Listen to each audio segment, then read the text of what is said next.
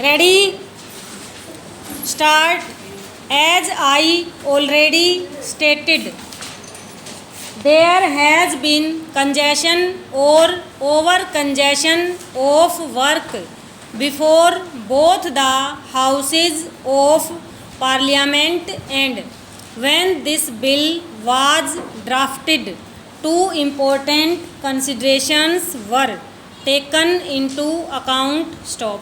So far as President made laws in the states were concerned, what the President had to do was to consult an advisory committee. Stop.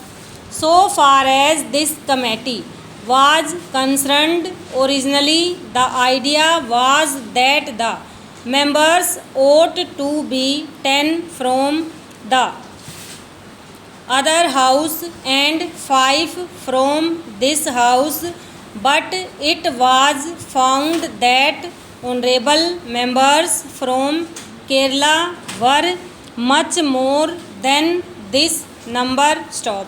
It was also felt advisable that on this advisory committee there ought to be members from other parts of India, as well as those members who would take interest in matters relating to legislation in Kerala. Stop.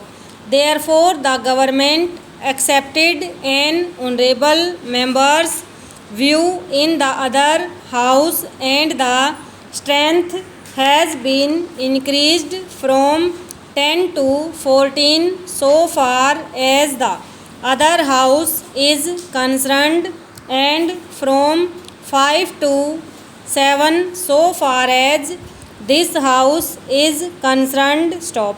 The total number of members from Kerala in both the houses is 12 plus 6.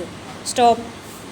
It was possible, therefore, to point some other members also that, and this power has been given to the speaker in the other house and to the chairman in this house. Stop. Therefore, you will find that we shall have an advisory committee of 21 honorable members of both houses of Parliament who will be ordinarily consulted, except when the matter is of a very urgent nature, calling upon the President to make a law absolutely immediately. Stop. So, barring such instance, which may not be many ordinarily, you will find that the President will consult the advisory committee before the undertakes the work of making laws for the state. Stop. This is one safeguard according to which the wishes of the honorable members on this committee will be taken into account. Stop. Secondly, there is another safeguard that has been introduced. Stop. After the President has made the laws, copies of such enactments will have to be placed on the table of both the houses of Parliament, and thereafter it would be open to the Parliament to consider them and suggest any amendments. Stop.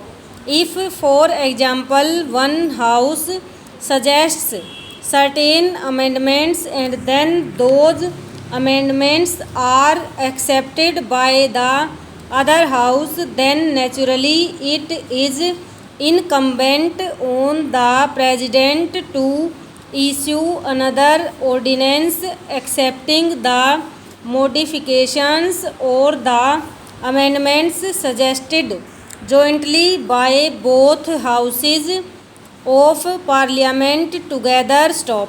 Thus you will find that though the president is to be armed with legislative powers, these safeguards have been purposely introduced. Stop. Over.